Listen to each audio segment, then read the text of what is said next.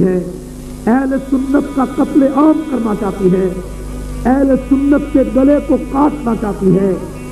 اور آج جتوئی کے اس عظیم اجتماع میں میں اعلان کرنا چاہتا ہوں کہ اگر ایران کی حکومت نے یہ مداخلت بند نہ کی اور اسلحہ اسی طرح فراہم کیا جاتا رہا تو میں آج کہنا چاہتا ہوں کہ اس اسلحہ کو فراہم کر کے جو گڑھا ایران کی حکومت کھود رہی ہے اس گڑھے میں سب سے پہلے شیعہ دفن ہو، تمہارے گھر آ کر تم پر حملہ کرے، اس کو ایسا مزہ سکھاؤ کہ اس کی نسلیں یاد رکھیں۔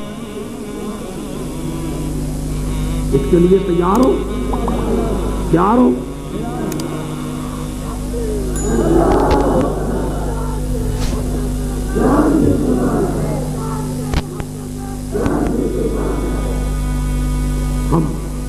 ہم نے یہ فیصلہ کیوں نہیں ابھی تک کیا کہ ہم تشدد کا راستہ اپنائیں، ہم بندوق اٹھائیں، کلاشن کوف اٹھائیں، سڑکوں پر آئیں، اپنے کارکنوں کے لیے آئیں، اور جنہوں نے صحابہ کے خلاف کتابیں لکھی ان کے خون سے خون نمٹے، کیوں نہیں یہ فیصلہ کیا؟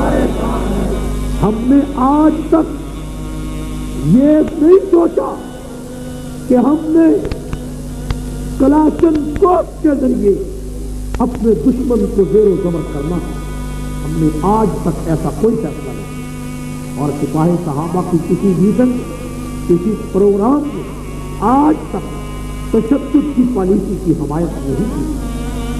ات کا نام ہے دیوبند والے، عالی مقام ہے دیوبند والے کا نام ہے دیوبند والے، عالی مقام ہے دیوبند والے۔ دنیا میں عام کر گئے کفری طاقتوں کا پہیا جو جام کر گئے، کفری طاقتوں کا پہیا جو جام کر گئے، ان کے غلام ہیں دیوبند والے، عالی مقام ہیں دیوبند والے، ان کے غلام ہیں دیوبند والے، عالی مقام ہیں دیوبند والے۔